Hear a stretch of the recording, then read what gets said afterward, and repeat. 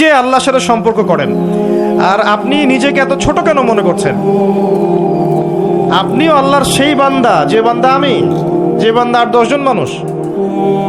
আল্লাহ পাক আপনাকেও ভালোবাসেন, আল্লাহ পাক অবশ্যই আপনাকে ভালোবাসেন।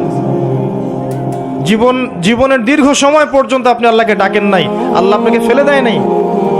আল্লাহ আপনাকে খাওয়ান, এখনো পরান, বাঁচিয়ে রেখেছেন, আল্লাহ নিয়ামত দিয়েছেন। আল্লাহ আপনাকে ভালো না বাসলে এমনি করেন? আল্লাহ পাক অপেক্ষা করছেন কবে খালি আপনি আসবেন আল্লাহর কাছে, এসে বলবেন আস্তাগফিরুল্লাহ ওয়া আতুবু ইলাইহি। আল্লাহ পাক অপেক্ষা করে বসে আছেন আপনার জন্য। আপনি কোথায় যাচ্ছেন? ফাআইনা তাযহাবুন। আল্লাহ পাক বলেছেন ফাআইনা তাযহাবুন, কোথায় যাচ্ছ তোমরা? কোথায় যাচ্ছেন?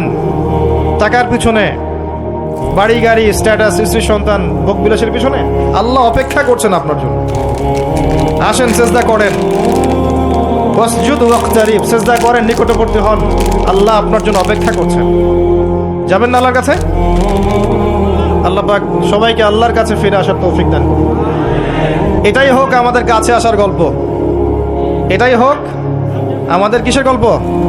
কাছে আসার গল্প। আমাদের জেনার গল্প দরকার নাই।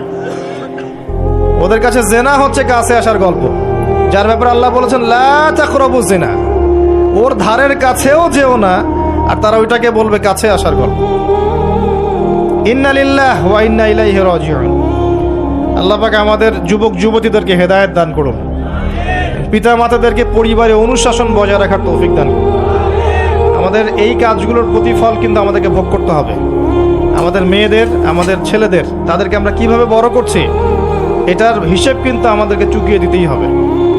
পিতা মাতাদেরকে বলবো সচেতন হয়ে যান। আল্লাহ পাক